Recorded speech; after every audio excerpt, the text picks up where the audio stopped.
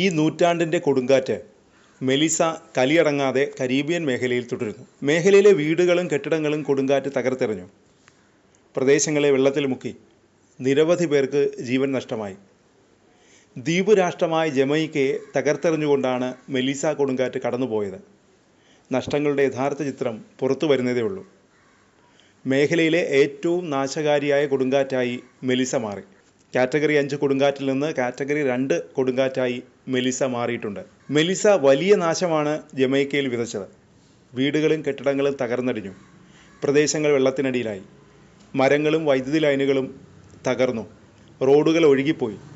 77% വൈദ്യുതി ബന്ധവും തകർത്തുകൊണ്ടാണ് ജമൈക്കയിൽ മെലിസ ഭീകരതാണ്ഡവമാടിയത്. 80 മുതൽ 90% വീടുകളും തകർന്നു. ആശുപത്രികൾ, പോലീസ് സ്റ്റേഷനുകൾ, മറ്റ് നഗര അടിസ്ഥാന സൗകര്യങ്ങൾ എന്നിവയുൾപ്പെടെ തകർന്നിട്ടുണ്ടെന്നും ജമൈക്കൻ പ്രധാനമന്ത്രി ആൻഡ്രൂ ഹോൾനസ് പറഞ്ഞു. ജമൈക്കയിലെ രാഷ്ട്രത്തലവനായ ചാൾസ് രാജാവ് മെലിസ ജമൈക്കയിലും കരീബിയയിലുടനീളവും ഉണ്ടാക്കിയ നാശനഷ്ടങ്ങളിൽ വലിയ ആശങ്കയും ദുഃഖവും രേഖപ്പെടുത്തി. ജമൈക്കയിൽ നിന്ന് മെലിസ വടക്കോട്ട് ക്യൂബയിലേക്കാണ് നീങ്ങിയത്. കാറ്റഗറി 3 കൊടുങ്കാറ്റായി മാറിയ മെലിസ 115 മൈൽ വേഗതയിലാണ് ക്യൂബയിൽ പ്രവേശിച്ചത്. മെലിസ രാജ്യത്ത് കൊടുങ്കാറ്റും കനത്ത മഴയും വിതച്ചു. ദ്വീപിൻ്റെ തെക്ക് കിഴക്ക് ഭാഗത്താണ് കൊടുങ്കാറ്റ് ഏറെ നാശനഷ്ടങ്ങൾ വിതച്ചത്. ക്യൂബൻ പ്രസിഡന്റ് മിഗുവൽ ഡയസ് കാനൽ ജനങ്ങളോട് ജാഗ്രത തുടരാൻ നിർദ്ദേശം നൽകിയിരുന്നു. ബുധനാഴ്ച രാത്രി കൊടുങ്കാറ്റ് മധ്യ ബഹാമാസിൽ നിന്ന് 105 മൈൽ അകലെയായിരുന്നു. രാത്രിയിൽ ബഹാമാസ് മേഖലയിൽ എത്തുമെന്ന് പ്രതീക്ഷിച്ചിരുന്നു. പിന്നീട് മെലിസ ചുഴലിക്കാറ്റ് 100 മൈൽ വേഗതയിൽ വടക്ക് കിഴക്ക് നീങ്ങി.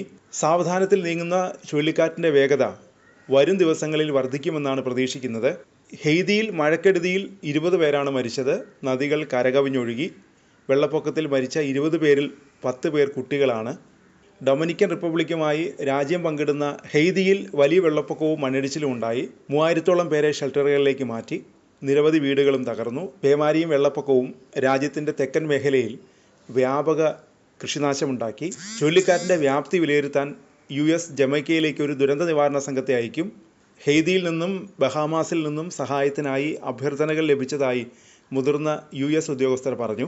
മെലിസ വടക്കേ അമേരിക്കയിൽ കരതൊടില്ലെന്നാണ് കരുതുന്നത്. വെള്ളിയാഴ്ച രാത്രി കാനഡയിലെ ന്യൂ ഫൗണ്ട്ലാൻഡിലെ സെൻറ്റ് ജോൺസിനടുത്തെത്തുമ്പോൾ മെലിസ ശക്തമായ ചുഴലിക്കാറ്റായി മാറുമെന്നാണ് കാലാവസ്ഥാ വകുപ്പിൻ്റെ പ്രവചനം.